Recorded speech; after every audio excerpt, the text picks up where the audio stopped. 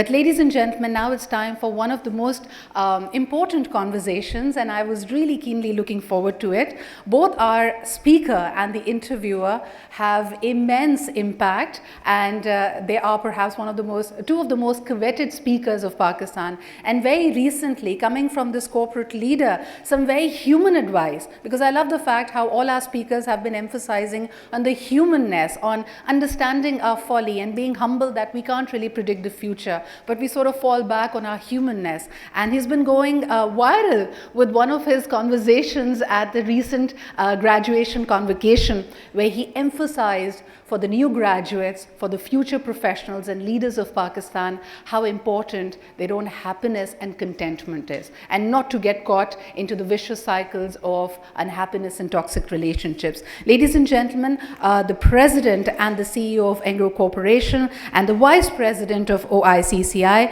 please welcome Mr. Ghias Khan. And of course, he will be in conversation with, just as I mentioned, somebody who brings a host of experience when it comes to not just the corporate life, but also when it comes to mentoring a number of people who now pride themselves as the corporate leaders in Pakistan. Ladies and gentlemen, please welcome the CEO and the Director of Jaffer Business Systems Private Limited and a member of the Policy Board at the SECP, Syed Veqar Ul Islam. Last 22 months have been unprecedented.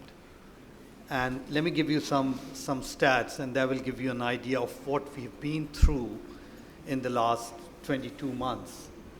312 million people infected by COVID. 262 million recovered. Sadly, 5.5 million lost the battle. That's on the life side. On the living side, we added 33 million people to the unemployed workforce of the world. World economy shrunk by 3.2%.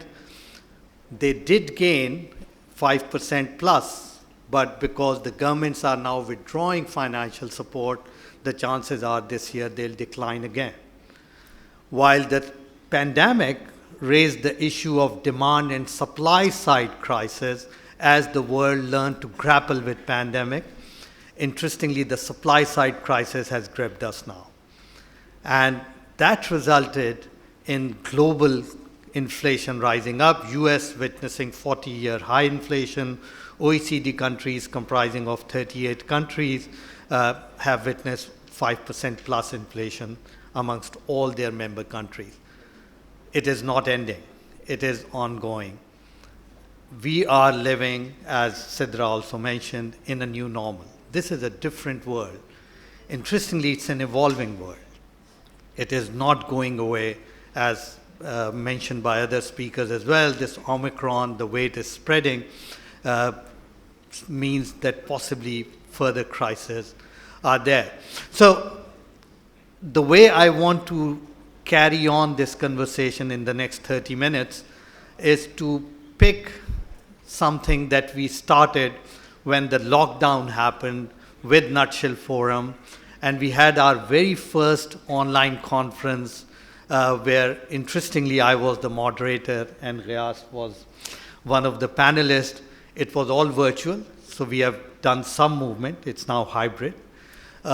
And I asked a question to Ghias, and at that time the corporate world did not have pandemic cases coming into them, but the country started having the cases.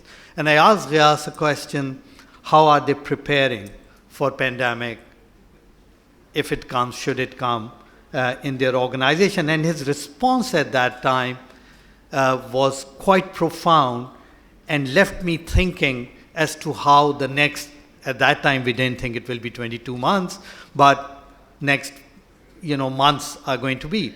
And he told me, Veqar, what we are trying to do at Engro is we are trying to delay the first case at Engro Corporation as much as we can. And what it will do to us is to prepare us for the time when the cases will come, because we know absolutely that they will come.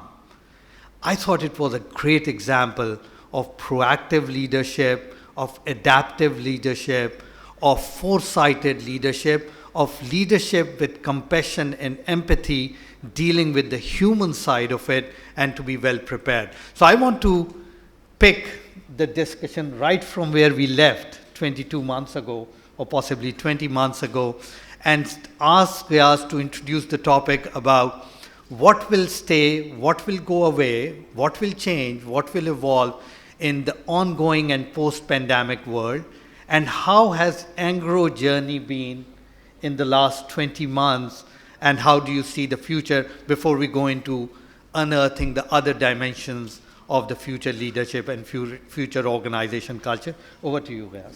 Bismillah ar-Rahman ar-Rahim. Honorable Governor Imran Ismail Sahab, Honorable State Bank Governor Dr. Raza Baqir, Minister of State, Chairman BOI, and my good friend Mr. Asfar Ehsan, respected speakers, ladies and gentlemen, Assalamu alaikum. Thank you for the introduction, Veqar, and it almost seems like yesterday that we were having that panel discussion, and I believe the positivity rate at that time was probably close to 1. Yesterday it was 18, and we have a full room. So it kind of tells you how we as people have also evolved in the last 22 months, how the vaccinations have evolved, and although it has put a lot of stress on the lives of so many people, but as humans we've dealt with it. And I want to first of all start with a note of positivity and stealing something from your talk, Ehsan, that how well Pakistan has done coping up with this pandemic, how NCOC has performed well and made Pakistan as an example. Governor Saab, in your absence, Ehsan had a lot of good things to say about how State Bank has worked, and I have the good fortune of repeating some of that while you're here. But the TURF program, which injected well over 400 billion rupees into the economy to kickstart the exports, your Roshan Digital Account Initiative, which has showed up about over $3 billion and really supporting the forex reserves of the country, which remains perhaps the biggest challenge for the country. And it's heartening to see how much investment has come into the tech startups, well over $300 million, more than what has come in the last 4 years. And a lot of that is also because of some of the simplification that has been done by the central bank. And last but not the least, the one I'm most excited about is the RAST initiative, which can really solve the issue of documentation, of providing that transaction level data to some of our banks to create that financial inclusion, which we so desperately need to get the economy going. And of course, the SAS initiative and so on and so forth. So these have been, the really good things that have happened. But, in many ways, COVID has been that amplifier as well. And what I mean by that is that the structural issues of Pakistan have remained the same. Our reliance on imports has remained the same. And because of COVID, those challenges have become that much more amplified. So the supply chain shocks, the rise in commodity prices have had that much of a deeper impact on the economy, and that is the concerning bit. And as Ehsan, you said that we have to focus on export and more import substitution, because clearly that has put a strain on our trade deficit. It's increased 90 to 100% in the last 6 months compared to the same time last year, leading to devaluation. Then, of course, unsustainable levels of inflation. So there are a set of challenges that we continue to face as a country, and I think COVID has just kind of amplified those. Veqar, as far as Engro is concerned, I think there were a few things which kind of went for us. Being an industrial conglomerate, the importance we assign to health and safety of our operations and people is not a nice to have. We deal with corrosive material, so it's ingrained in our culture, the health and safety values. And taking care of what was required in COVID just added another dimension to that already well-established value of health and safety. And then, of course, being in businesses where availability of our plants becomes a critical issue, whether it's us providing fertilizers to the farmers, or whether it's us managing the supply chain as far as LNG is concerned, where we're responsible for almost 15% of the gas that is coming in. So for us, continuity of operations in a sustainable way was not really an option, and there were times when we drew inspiration from the role that we have in this country as a corporate citizen, but also fear and paranoia of what if something went wrong. So it was a mix of both, but alhamdulillah, we're fighting the pandemic. There've been lots of learnings all around. I would say the fact that that we have to embrace a hybrid work environment, embracing technology, learnings for leadership on how we need to be more empathetic. We need to communicate more, and then opportunities also. And I think one of the opportunities is to bring about a more diverse or encourage a more diverse workforce, essentially with respect to gender diversity. So I think as a country, as a company, we continue to fight and build on some of the opportunities which have been presented to us. Thank you very much, Ghias. Very good intro, and I'm glad you touched upon the TURF program, which I also believe has been the single largest important initiative by the central bank, because not often we have focused on building the capacities of our manufacturing sector so that they can, we all talk about export, but export is a result of what you produce. So that's where it hit it, and it was very nice to see State Bank coming up with timely decision. You also talk about amplifying some of the challenges, which of course is important, but wouldn't you agree that COVID also gave rise to a new way of organization culture, moving away from a very ingrained physical world mindset, a brick and mortar mindset, to a hybrid mindset? And this hybrid work environment, in all probability, is going to become a new normal. And this will give rise to a new kind of leadership and also a new kind of employee behavior. So I want you to touch upon your views on the way hybrid work environment has evolved and how you see it going forward, and also its impact on the leadership and also in the people and the culture of the organization. And I think it's, in most organizations, it is now a well-accepted fact that part of the hybrid environment, which actually started from majority from work from home when we, at the early stages of the pandemic, is here to stay. And for all the right reasons, because we feel that providing that level of flexibility to some of the workforce actually adds to the productivity. But there are a few preconditions that I believe are necessary in order for this hybrid work environment to succeed. I think number one, and most of all, is that it works only in an environment of trust, right? If there's an overall environment of trust between the employee and the organization, between a subordinate and a manager, be at whatever level, that's an important conditionality, because the individual is not exactly sitting in the office at all times. By definition, hybrid means that a considerable amount of work will be done from home or from elsewhere. So I think presence of that trust in the organization is very important. The second thing is to ensure that the right tools are present, which allow for open communication and collaboration. And this is not, I'm not saying anything new. I think we've spoken a lot about silos and open communication, but when you look at it from a hybrid perspective, it becomes that much more important. And last but not the least is presence of very transparent and very fair performance management systems, right? So if people are working from home, you have to have a system which judges them for what they deliver, rather than whether they're showing up to work at 9 and leaving at 6 or what have you. So, it's really about encouraging open communication, empowering people with the right tools, having the right fair performance management systems under that wider umbrella of an environment of trust. You have this, and you will have hybrid working environments successful. Otherwise, it'll be a problem. Brilliant.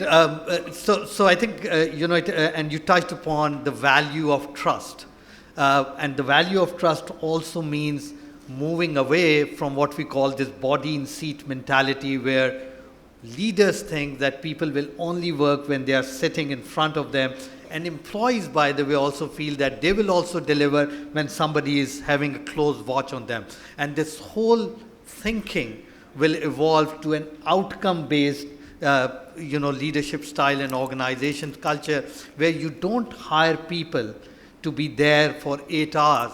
You hire people to produce what they are hired for, and you focus on the outcome instead of the physical presence of the people. And that's so I'm so glad you touched upon trust. You also touched upon, of course, technology piece and the transparency. But another very important aspect for organizations, especially for the local organization, you touched upon is bringing in a strong performance management culture, which is cardinal to the success of hybrid work environment. And lastly, you also mentioned that hybrid work environment is here to stay.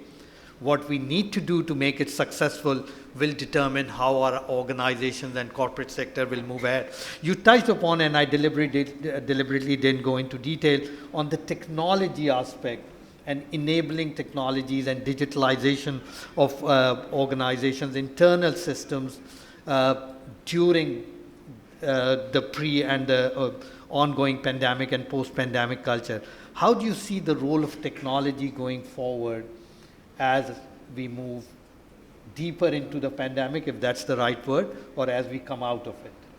Well, this has been, I'd say, one of the most interesting learnings, and I'll take the liberty of quoting some examples from Engro, but I'm sure it's equally relevant to some of the other businesses and industries as well. So multifaceted, right? So and it's almost as if it's kind of a journey where you first want to make sure that you've got the right technology and transaction systems deployed, which form the basis of any sort of digitization or a technology-led transformation for any company. And we started off with that, right? So we implemented SAP, one of the largest implementations in the country. That kind of concluded almost, the second wave of that concluded last year for us. So those formed the basic transaction systems.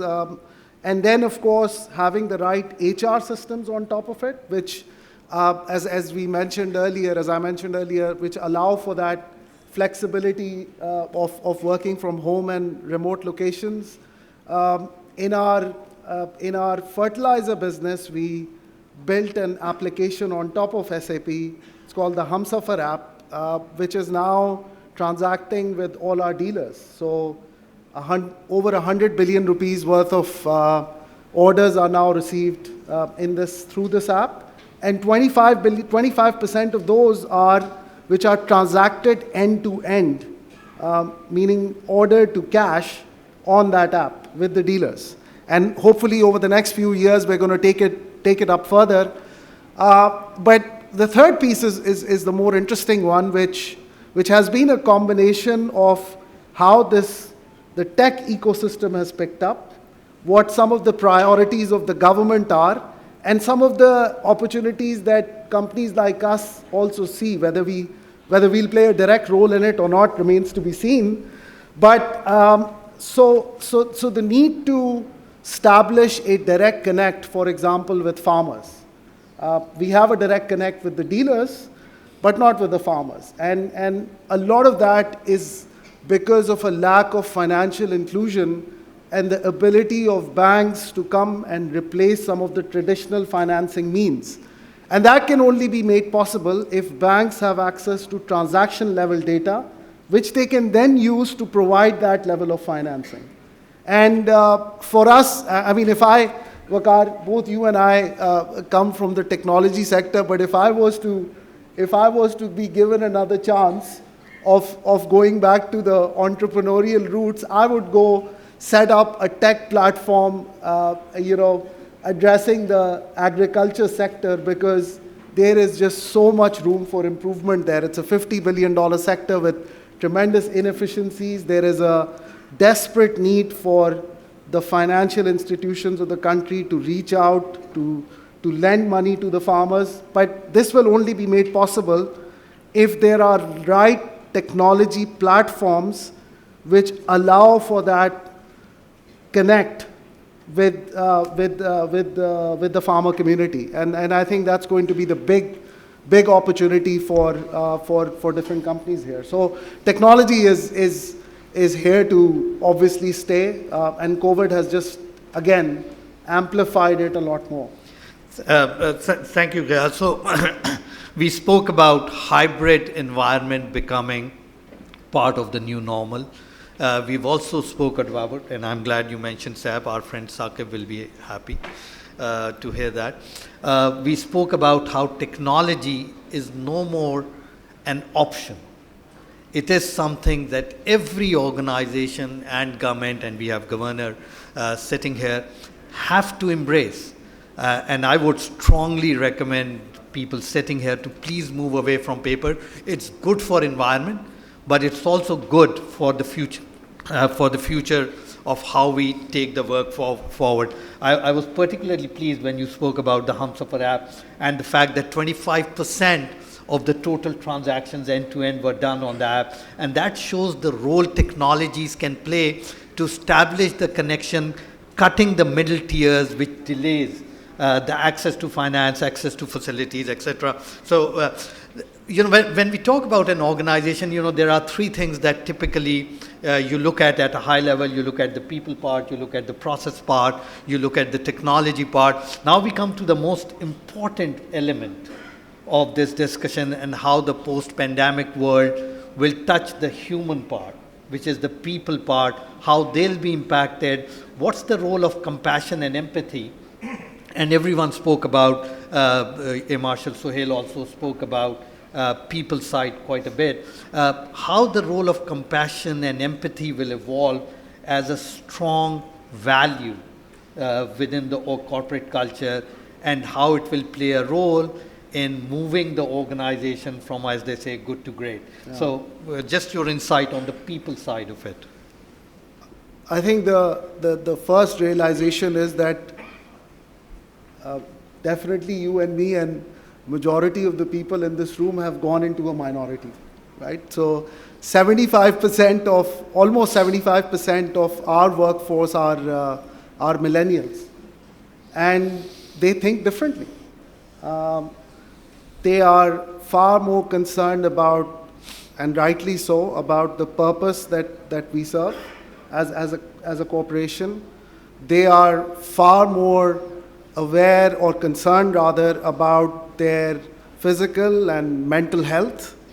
And all this kind of plays a part in awareness of leaders, right? So we grew up in, very, very different times where, we had to toughen up in situations and while growing up, but the demands of the workforce today are fairly different.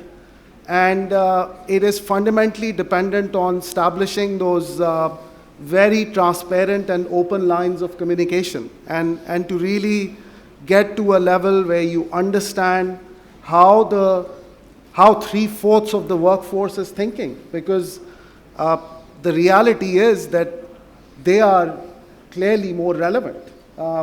And as much as we want them to understand us as leaders, I think there's a bigger responsibility for us to understand them, of what their demands are. So I think it's a very vast subject, Veqar, but I would just summarize it by saying that understanding their perspective and keeping very open lines of communication at all levels and being transparent, right? Call it out as it is fundamental.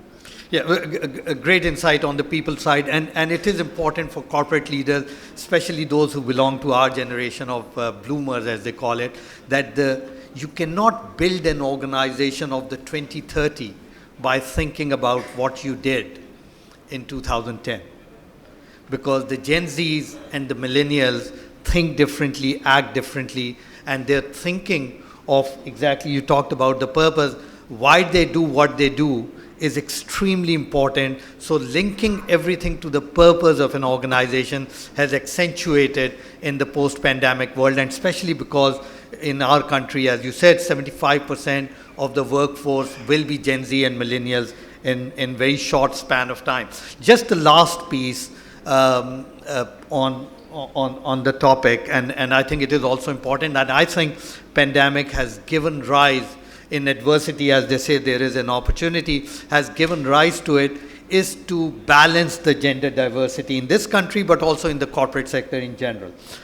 Technology has enabled all genders to work in ways like never before. So it would be good to get your insight in the post-pandemic world as to how you see the role of technology and how the gender diversity will evolve, not just around the globe, but also in Pakistan, due to whatever has happened in the last 22 months. So your insight on it. Yeah, so that is really, in many ways, the elephant in the room, right? So there have been lots of comparisons that have been drawn to Bangladesh in the last couple of years of how their economy has progressed, particularly in export, as compared to ours. And one of the fundamental differences between the two countries is how they've been able to mobilize the female workforce. That comes down to as perhaps one of the most important factors. And if you look at some of the numbers in Pakistan, they're fairly appalling. And I'll be the first one to say that with us at Engro also at 10% gender diversity, we are also appalling. Trying our best to improve it. I think the traditional mindsets that women cannot work at industrial complexes and all are just figment of our imagination. They're not reality. I think the women are very much ready to work under same circumstances as men. I think they're very eager. And yes, technology, hybrid work for a certain segment of the women has given rise to an opportunity. And we've come out with several programs. Break Ke Baad is one initiative where we've created a program for women who've taken a break because of responsibilities that they may have had as mothers or as wives, to come back into the workforce. And there's a lot of work required, but the presence of technology, acceptance of hybrid work is certainly an opportunity for a certain segment. But I think it's a wider problem of our mindset at all levels, which needs to be worked on. Thank you, Ghias. So just before we conclude, I want your last words on the topic and also how you see Engro playing a role in the economic development of the country. Well, I think, again, Dr. Shamshad and Air Marshal Saab and Ehsan also touched upon it. We have to increase our exports. There's no way we can progress as a country if we're not able to sell our products and services to the rest of the world. It's as simple as that. And for us to come up with new engines of growth in terms of export, whether it's technology services, whether it's food processing, whether it's mineral mining, we need to come up with new engines for our export. We need to collect more taxes. 9-10% of GDP is just not going to fly. So so clearly there is a need for us to document our economy, use technology to do that, and to broaden our tax base. Engro, in this whole scheme of things, always propagates that that a dollar saved is a dollar earned. So we want to do our part in terms of import substitution in the petrochemical space. We want to play our part in renewable energy, in a more evolved, free, deregulated market.